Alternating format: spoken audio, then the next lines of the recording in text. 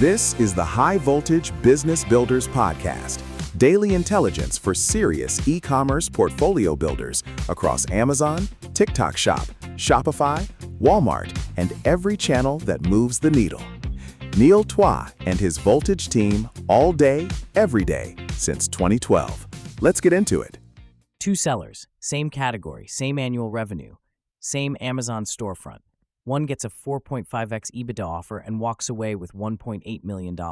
The other gets a 2x offer, conditional, loaded with earn-out clauses, and the buyer walks before closing. Same revenue, completely different outcomes. This is the reality of retail M&A in 2026. Multiples are ranging from 2x to 6x EBITDA depending on one thing. Not your top line, not your review count, not how many units you moved last quarter. It's whether you built a business or just built a revenue stream. And here's what stings. Most sellers don't find out which one they built until a buyer is sitting across the table running due diligence. If you're doing $10K a month right now, this episode is for you, because the decisions you make today are either building toward a premium exit or quietly killing your multiple. You don't have to be planning to sell next year for this to matter. The same 6 things that get a seller 4x are the same 6 things that make a business more stable, more profitable, and less dependent on you showing up every day.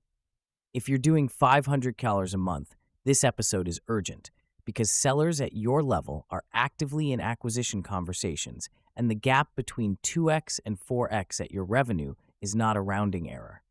It's the difference between a life-changing exit and a disappointing one. 6 things. Buyers check all 6. Most sellers fail at least 3.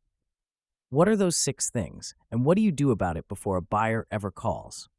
That's what we're getting into today. Buyers aren't buying your revenue, they're buying certainty. That's the core mechanic behind every acquisition multiple. A buyer paying 4x EBITDA is betting that the earnings will continue, reliably, predictably, without the current owner in the room.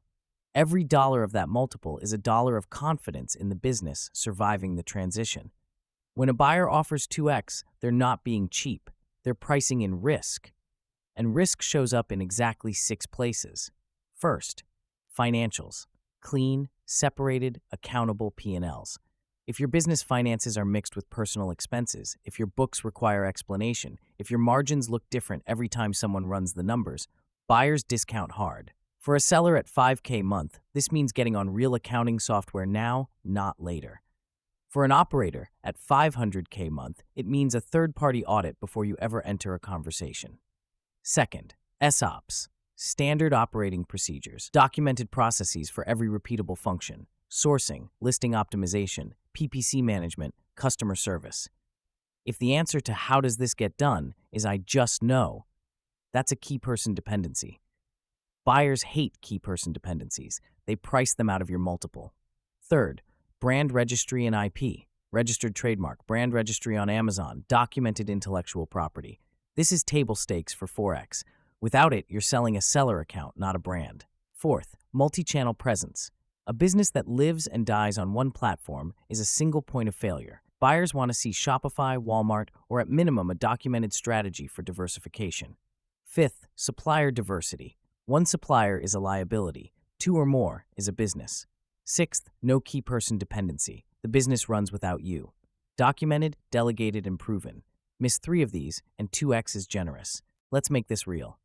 Seller A runs a home organization brand on Amazon, doing $85K a month in revenue, about $18K in monthly EBITDA. Solid numbers. He's been at it 4 years and decides he wants out. Contacts a broker, gets a valuation. The broker comes back with a range, 2x to 2.5x. That's 432 to 540 count 260K annual EBITDA. He's devastated. He expected more. Here's what the due diligence found. Books were cleanish, but had personal vehicle expenses running through the business. No SOPs. He ran PPC himself and had never written down how. One supplier in China, no backup. Brand registry was active, but the trademark had lapsed in renewal, and every supplier relationship, every 3PL contact, every platform login, all in his head or his personal email. He had revenue. He didn't have a business. Seller B is in the same category, kitchen storage, doing $60 a month, 13K EBITDA, smaller than Seller A, but she'd been building with exit in mind for 2 years. clean QuickBooks file, separated entirely from personal. SOPs documented in Notion, PPC, reorder triggers, creative briefs, supplier contacts. Trademark registered, brand registry active, Shopify store doing 12% of revenue. 2 suppliers, both with signed agreements.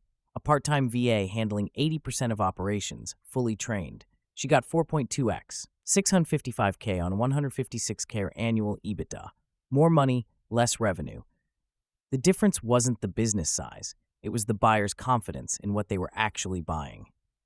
This is what sellers who survive and win platform transitions and acquisition conversations do differently. They build the business, not just the revenue. 3 moves. You can start all 3 this week, regardless of where you are right now. Move 1. Run a due diligence audit on yourself. Pull out a blank doc and answer these 6 questions honestly. Are my financials clean and separated? Do I have documented SOPs for every key function? Is my trademark registered and current? Do I have more than one sales channel? Do I have more than one supplier? Can this business run for 30 days without me making a decision? If you're doing $10 a month, this audit will show you exactly what to build next. If you're doing $300K a month, this audit might save you $400K in lost multiple. Do it before a buyer does it for you.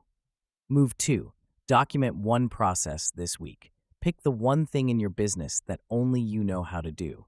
PPC management, supplier reorder, listing creation. Write it down, screen record it, put it in a Google Doc or Notion. That's the beginning of an SOP library. One process a week for 90 days and you've eliminated most key person dependency. Small sellers, this makes your business easier to run. Large operators, this is what moves your multiple from 2.5x to 4x. Move 3. Check your trademark status today. Go to uspto.gov, search your brand name, confirm it's registered, active, and not up for renewal in the next 6 months. If you don't have a trademark, start the application. It takes 8-12 months to clear. Every month you wait is a month your brand registry protection is softer than it needs to be. Clean financials, documented processes, protected IP. That's the foundation of a 4x business. Here's the hard truth about exits. Most sellers wait until they want to sell to start thinking about what buyers want. By then, it's too late to fix the things that matter. You can't retroactively clean 3 years of mixed financials in 60 days. You can't manufacture an SOP library during due diligence. You can't trademark a brand that's already been flagged. The sellers getting 4x, 5x, 6x, they didn't get lucky. They built differently, and most of them started making those decisions long before an exit was on the table. That's what we do at Voltage. We've been building and operating Amazon brands for 13 years. We've seen exits at every level, the ones that cleared 5x and the ones that fell apart in due diligence. We know what buyers check because we've been on both sides of that table.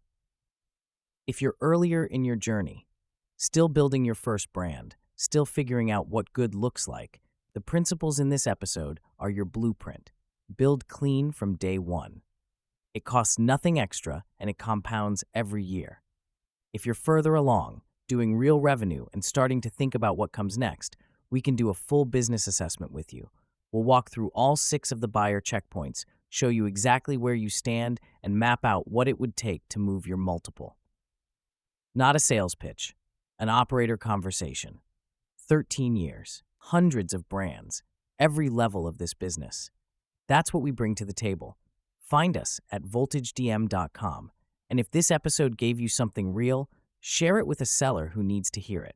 This is the High Voltage Business Builders podcast. Build the business, not just the revenue. That's a wrap on today's episode. If something we covered today sparked an idea or made you wonder where you actually fit in the e-commerce landscape, there's a good place to start. Head over to voltagedm.com/discover. Answer a few questions, and we'll point you toward the right path for where you are right now. We'll be back tomorrow with another edge. Until then, stay high voltage.